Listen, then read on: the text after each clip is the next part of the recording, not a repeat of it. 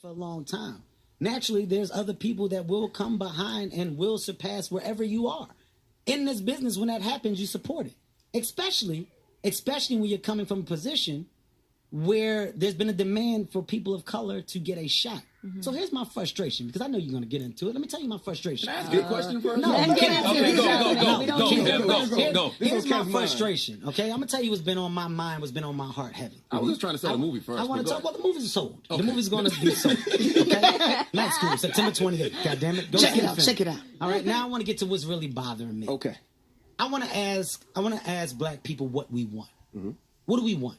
We complain that people of color weren't getting opportunities in Hollywood. Mm-hmm. We were getting ignored for the Oscars, for the Emmys. Mm-hmm. It was a big thing.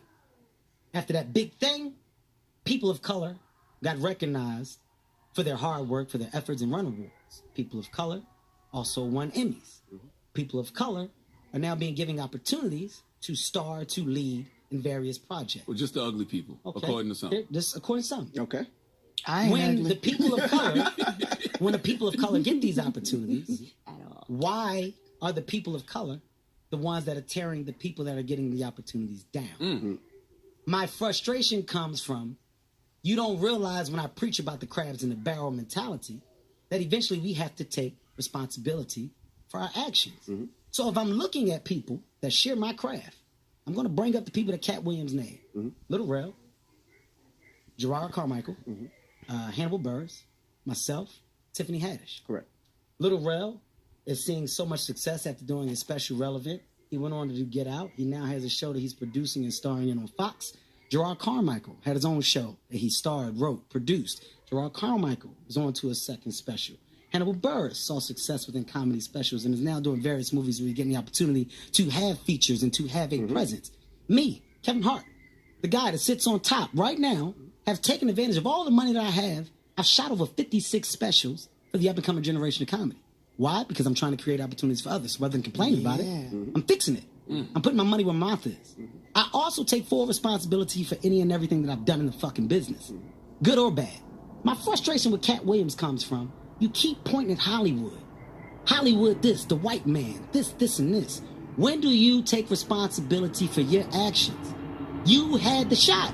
Katt was in that position at one point. You were the guy. Yeah. You were set up to be the star.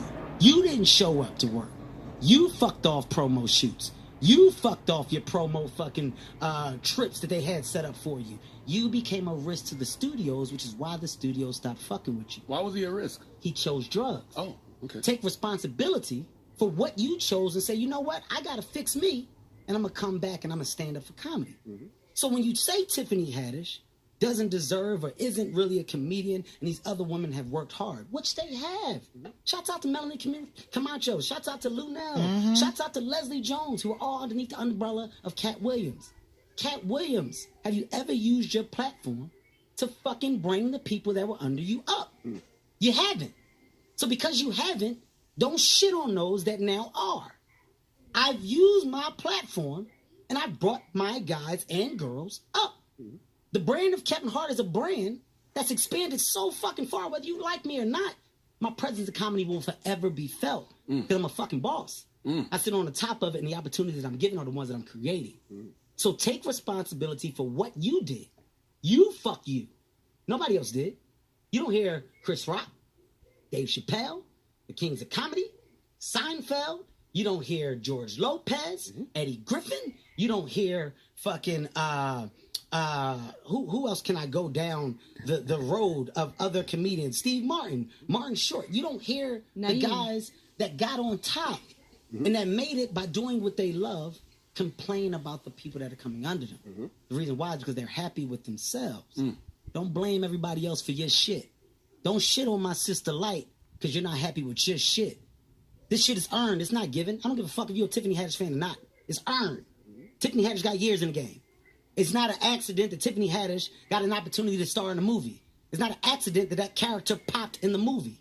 Written or not written, a character has to pop it. And he even acknowledged the years that you've put in before that. Now I want to ask That's you, what's so because contradictory you were about very it. classy in your response on social media, because the first thing I thought was, that's effed up. What's Tiffany going to say? Because that has to be hurtful when somebody says something like that. Especially, I'm sure you were a fan of his you know, at some point. I still am a fan of his. I think he's hilarious. So what did you think when you heard that before you responded? Well, I was like, dang, what'd I do to him? Did I fuck his man? And then I was like, You're stupid. You're funny. that's what I thought at first. That's what I always think. When people say mean things, I always think that because I figured it gotta be, I must have took something from you. I must have did something to you. And then I realized I never did nothing to that man. And then when I started like really listening to it, I was like, oh, he got his facts wrong. He's obviously not paying attention to me. And somebody must have been complaining to him about me or whatever. And maybe he felt some type of way. I don't know. I just feel like, well, you know, it is what it is. I'm not tripping. I'm not mad. Right. I'm not upset. But did he apologize? Because we seen a picture that what's the first thing he said to you? He apologized. He said, listen, let me explain what's going on. And then he explained himself, and then I was just like, well, you know. What did he explain? Yeah, what kind of explanation he just can said, you I give? hate it? Huh? He just said, I hate it? No, he didn't say Did that. he say he was high? I want to step in because I'm going to let my sister keep it classy. Yeah. He just... Somebody kicked my sister ball over the fence. I want it back.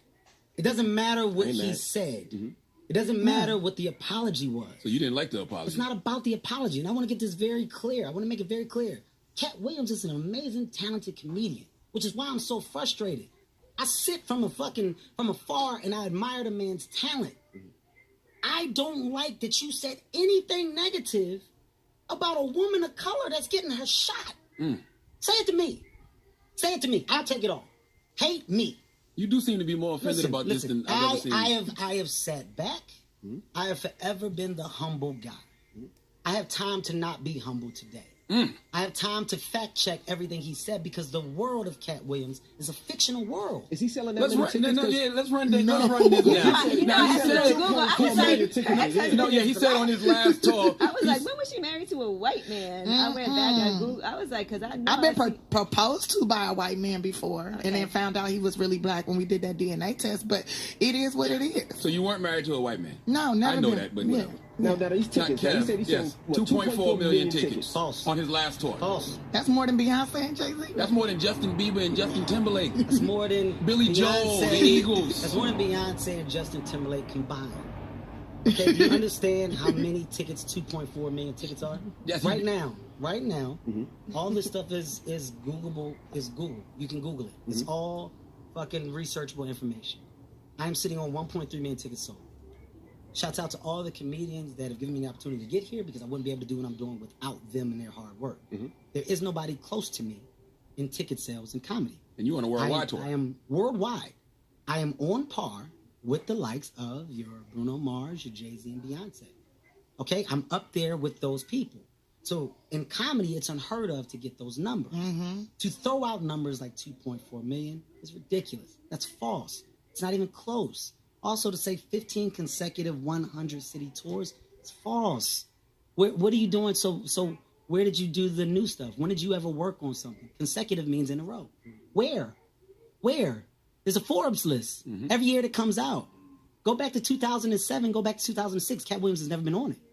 Go back to my last 5 years in comedy. I have 1 year where I got number 1. This year I'll be number 1 again. I have 1 year where I was number 3. The other years I'm number 6. I'm number 7. These lists are researchable. The people on social media, on the internet, feed into words. You feed into diction. You don't feed into facts. Another fact, a hard fucking fact, Katt Williams did not own all the specials. He trashes the white man. The white man owns your content. You don't own it. So Katt Williams don't own none of the specials? False. False. Is this provable? I am now coming to get my sister's ball that was kicked over the fence. I think you got it. I'm only saying this because of how you attack innocent people. Yes. Attack me. Once again, attack me. I got the armor. I'm bulletproof. Say it to me. I'm going to ignore it. I'm only doing this because of what was said about innocent people that are working hard on their craft. And Tiffany does have an hour stand-up special on got Showtime 2. From the Hood to Hollywood. She's got 2. She's got 2. Also, Netflix specials are not given by what you sell on the road. That's the most ridiculous shit I've ever heard in my life. That's not. Another fact. So it's not about tickets? No. What's that about? It's not about tickets. It's about your brand. It's about your return. If I'm a business and I want to invest a high amount of money in you, how am I getting my money back?